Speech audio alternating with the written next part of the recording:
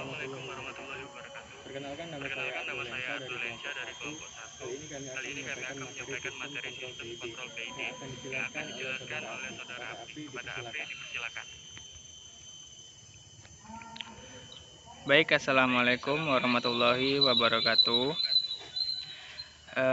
Saya dari kelompok 1 ingin mempresentasikan hasil kerja kami.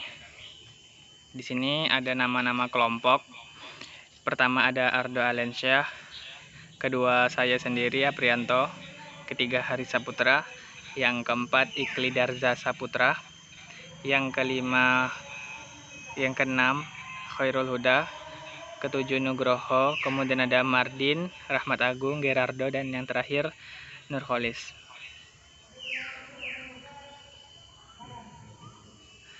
Di sini ada pendahuluan sistem kontrol. Pertama-tama, sistem kontrol adalah suatu sistem yang berfungsi untuk mengatur pengontrolan suatu plan dengan cara mengatur inputnya. Semua sistem kontrol memiliki controller dan aktuator. Input pada controller biasanya disebut sebagai set point. Aktuator pada alat elektromagnet mengambil sinyal dari controller dan diubah dalam bentuk mekanik. Tujuan dari sistem kontrol adalah mempertahankan nilai variabel proses agar sama dengan nilai yang diinginkan atau set point. Tetapi tujuan tersebut sering tidak dapat atau sukar dipenuhi karena keterbatasan operasi dan kemampuan sistem pengendalian. Oleh sebab itu, tujuan praktis atau tujuan nyata sistem kontrol adalah mempertahankan nilai variabel proses di sekitar nilai yang diinginkan dalam batas-batas yang ditetapkan.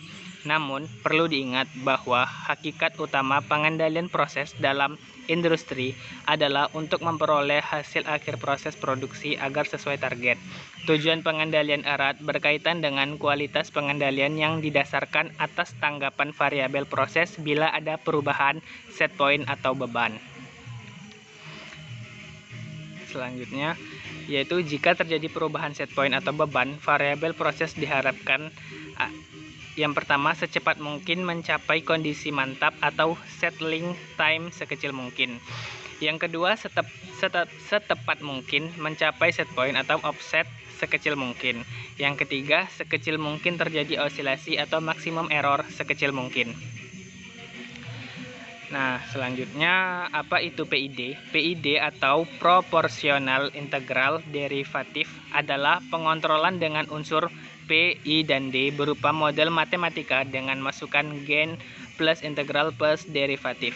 PID merupakan pengontrolan konvensional yang merupakan bentuk matematis yang sangat baik karena dapat mengubah error menjadi nol, yaitu dengan menyamakan proses variabel sama dengan set point sehingga kestabilan pengontrolan dapat tercapai.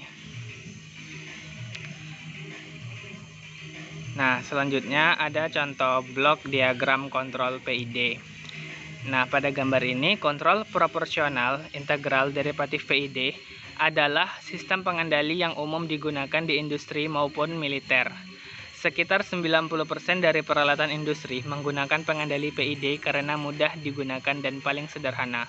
Gambar pada samping ini menunjukkan blok diagram kontrol PID yang umum digunakan industri.